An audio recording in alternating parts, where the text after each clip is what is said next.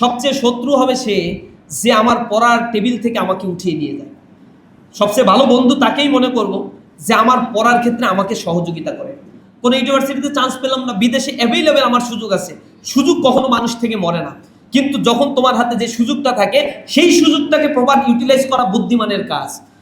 আমরা যারা এই যে AA+ পাবো, তোমাদের কাছে সতর্ক করি, ইন্টারমিডিয়েট এর পরে যে ভর্তি যুদ্ধে তুমি অংশগ্রহণ করতে যাচ্ছ, মেডিকেলে মাত্র 7,500 সিট আছে। এর মধ্যে 4,500 আছে সরকারি মেডিকেলে, বাকিটা প্রাইভেট মেডিকেলে। যার বাবার 25 লক্ষ 30 লক্ষ টাকা আছে সেই প্রাইভেট মেডিকেলে পড়াশোনা করতে পারবে। আর সরকারি মেডিকেলে তো জনগণের টাকায়, ট্যাক্সের টাকায় এই মেডিকেলগুলো তৈরি হয়েছে। আলহামদুলিল্লাহ, সেখানে খুব অল্প টাকায় পড়াশোনা করা যায়।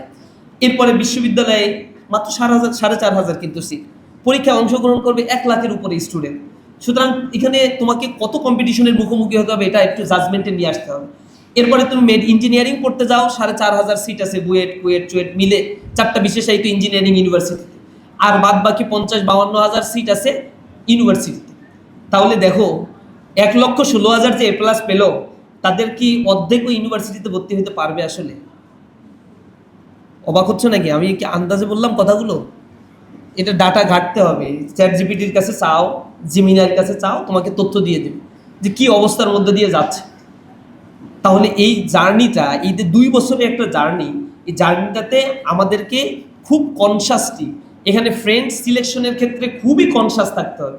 আমি কোন বন্ধুর সাথে আমি সময় কাটাচ্ছি, কার সাথে আমার দিনগুলো কাটছে, কে আমাকে কোন দিকে নিয়ে যাচ্ছে।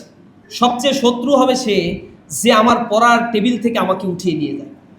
সবচেয়ে ভালো বন্ধু তাকেই মনে করব যে আমার পড়ার ক্ষেত্রে আমাকে সহযোগিতা করে। আমরা পারবো সেরকম বন্ধু সিলেক্ট করতে? এই সময়টা যেন আমরা অবহেলায় না কাটাই। সর্বোপরি আমার অনুরোধ থাকবে, জীবনের এই সফলতার জায়গায় আল্লাহ রাব্বুল আলামিন আমাদেরকে যতটুকু সম্মানিত করেছেন, আমরা যেন সেই সম্মান এবং মর্যাদাটা রক্ষা করতে পারি। এই পুরস্কার এখানে এসে আমাদেরকে সংবর্ধিত করা হচ্ছে।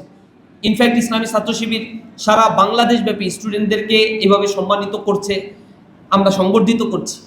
আমাদের আরেকটা চূড়ান্ত সফলতার জায়গা আছে, সেটা হচ্ছে আখিরাতের সফলতা। ওই সফলতা যেন আমরা পাই।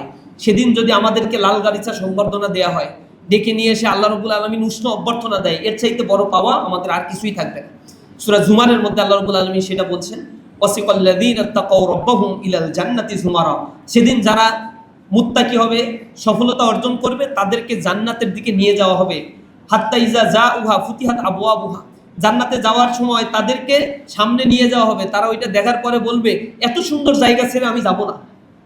তখন ফেরেশতারা তাকে বলবে, চলেন না সামনে, আরো সুন্দর জায়গা আপনার জন্য অপেক্ষা করছে।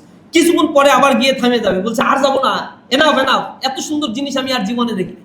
তখন তাকে বলা হবে, চলেন না সামনে, আরো চমৎকার জিনিস আপনার জন্য আছে।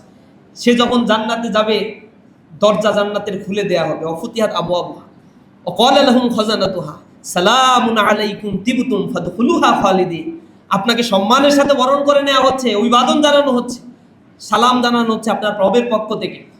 তাকে লাল গালিচা ফুলের সংবর্ধনা দেওয়া হবে, হীরা মুক্তা জহরত নিয়ে ছোট্ট ছোট্ট বাচ্চারা তার চারিপাশে ঘুরতে থাকবে, পান পাত্র নিয়ে অপেক্ষা করতে থাকবে, তাকে বিশাল সিংহাসনে বসিয়ে দেওয়া হবে।